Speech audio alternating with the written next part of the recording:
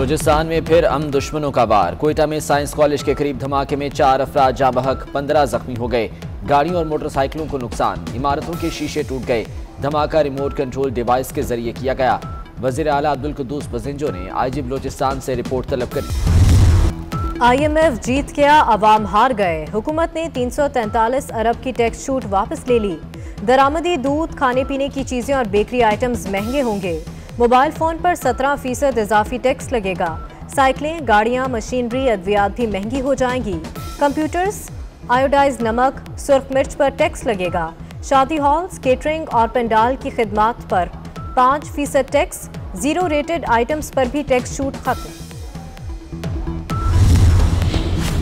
Mini budget और state bank की नाम निहाद खुद मुख्तारी हुकूमत का मुजरिमाना इकदाम है। अपोजिशन लीडर शहबाज शरीफ का रद्द-ए-अमल, कहते हैं बजट में आवाम, मईशत और पाकिस्तान के लिए कोई रिलीफ, कोई रियायत नहीं।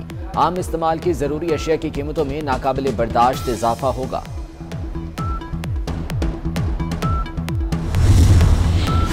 बिलावल भुट्टो ने भी मिनी बजट मुस्तरद कर दिया। कहते हैं मिनी बजट लाकर हुकूमत ने खुद को अवाम दुश्मन साबित कर दिया। बेकरी अशिया, बच्चों के दूध पर टैक्स बढ़ाना जुल्म की इंतहा है।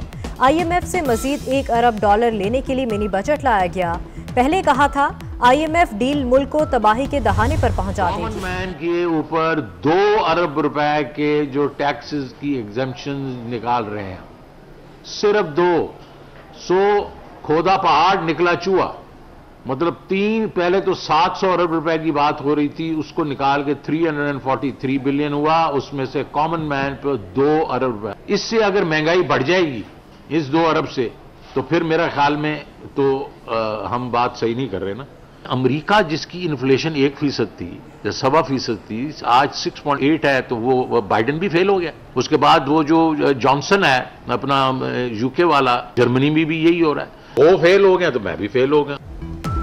वज़ीर ख़जाना शौकत तरीन कहते हैं महंगाई बढ़ने का वावेला मचाया हुआ है। आम आदमी पर सिर्फ 2 अरब के टैक्स लगने से कोई महंगाई नहीं होगी। इजाफी टैक्स से सिर्फ 4 चीजें महंगी होंगी। मैं नाकाम हुआ तो क्या बाइडेन और बोरिस जॉनसन भी नाकाम हो गए? मिनी बजट पेश होते ही ऐवान गद्दारों और गो न्याजी गो के नारों से गूंज उठा। ऑपोजिशन का शदीद एहतजाज, शोर शराबा, नारेबाजी। अरकान ने शौकत तरीन को उनकी निशिस्त पर घेर लिया। नवीद कमर और खेलदास कोहिस्तानी ने शर्म करो, हया करो के नारे लगाए। श्री मजारी भी मुखालफिन को जवाब देने में पीछे ना रहीं। पीपल्स पार्टी की शगुफ्ता जमानी ने PTI की गजाला सैफी को थप्पड़ जड़ दिया।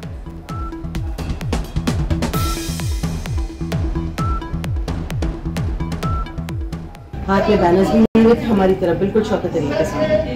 तो मैंने उनसे बैनर लिया, ना फाड़ा ना किया, एंड उन्होंने हाथापाई शुरू कर दी। अपोजिशन की, पाकिस्तान के अवाम की ज़बान बंदी करके आप जो है पाकिस्तान की माशी खुदमुख्तारी बेच रहे हैं।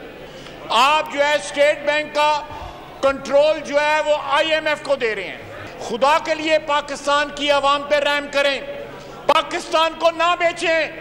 आपने स्टेट बैंक को जिस तरह गिरवी रखा है या बेच दिया है IMF के पास कर्जों के लिए, खुदा के लिए ये क्या, ये ईस्ट इंडिया कंपनी की हुकूमत आ गई है? क्या आ गया ये यहाँ पे? 71 के बाद मौशी सरेंडर कर दिया। हुकूमत ने पाकिस्तान की मौशी खुद मुख्तारी बेच दी। ख्वाजा आसिफ का पारा हाई, बोले खुदा के लिए अवाम पर रहम करें, पाकिस्तान को ना बेचें। जो मुल्क मौशी तौर पर गुलाम हो जाता है वो कॉलोनी बन जाता है। क्या ये ईस्ट इंडिया कंपनी की हुकूमत आ गई है?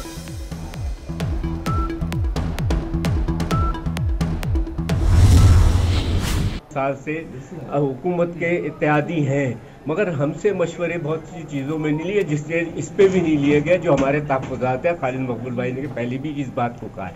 जो आज इसके ऊपर बातचीत हुई है और स्टेट बैंक का जो बिल है, जो ऑटोनॉमी का है, उसके ऊपर भी वो हुआ, और जब हम इस पे अभी तक तहफ़्फ़ुज़ात हमारे हैं। अंदर कुछ बाहर कुछ, MQM पाकिस्तान मिनी बजट पर कशमकश का शिकार हो गई। इजलास से कबल मिनी बजट पर तहफ़्फ़ुज़ात का इजहार कर दिया। इकबाल मोहम्मद अली बोले फाइनेंस बिल पर हुकूमत ने कोई मुशावरत नहीं की। ऐवान के अंदर MQM अरकान वोट देने के लिए खड़े हो गए।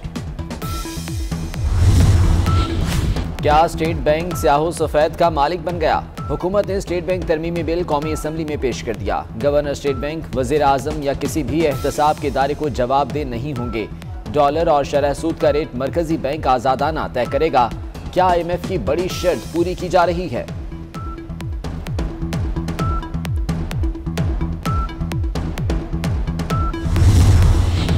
ये हुकूमत कोई बड़ी तब्दीली नहीं ला सकी, इसलिए आज मैं बाहर बैठा हूँ। मैंने 6-7 चीजों पर हाथ डालने की कोशिश की तो मुझे दीवार नजर आई। साबिक चेयरमैन FBR शब्बर जैदी का इजहार मायूसी। यूनिवर्सल हेल्थ प्रोग्राम की तशहीर, PTI सरकार अरबों रुपए खर्च करने को तैयार। प्रोग्राम की तशहीर के लिए 1 अरब 84 करोड़ के इजाफी फंड्स मंजूर। पार्टी की बल्ले बल्ले कराने के लिए 2025 तक 2 अरब 80 करोड़ रुपए निछावर किए जाएंगे।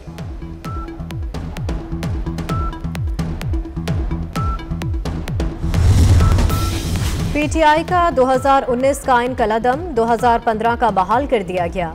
40 रुकनी कोर कमेटी, 24 रुकनी सेंट्रल एग्जीक्यूटिव कमेटी कायम की जाएगी। पार्टी ओहदों की मुद्दत 2 साल के लिए होगी। वजीर आजम की ज़ेर सदारत PTI सेंट्रल एग्जीक्यूटिव कमेटी के इजलास में मुसवदे की मंजूरी दे दी गई।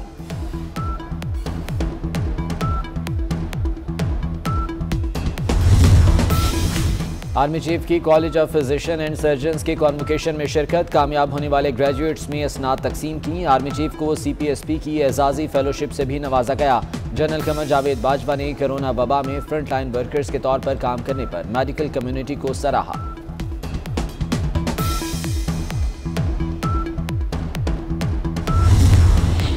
ताजिरों की सबसे बड़ी नुमाइंदा तंजीम FPCCI के सालाना इंतखाबात, बिजनेसमैन पैनल ने मैदान मार लिया। सदर, सीनियर नायब सदर और नायब सदर की 7 नशिस्तों पर कामयाब। इरफान इकबाल शेख 189 वोट लेकर सदर मुंतखब हुए। यूनाइटेड बिजनेस ग्रुप के 4 नायब सदूर भी जीत गए। लाहौर में कोरोना की नई किस्म ओमिक्रॉन तेजी से फैलने लगी। शहर में ओमिक्रॉन के मजीद 20 केसेस की तस्दीक हो गई। मुतासर अफराद की मजमूई तादाद 33 तक जा पहुंची।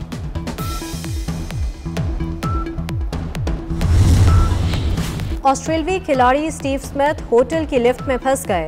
होटल स्टाफ ने 55 मिनट की कोशिश के बाद खिलाड़ी को बाहिफाजत बाहर निकाला। खिलाड़ी मांस लिबोशन भी स्टीव स्मिथ की मदद करते रहे।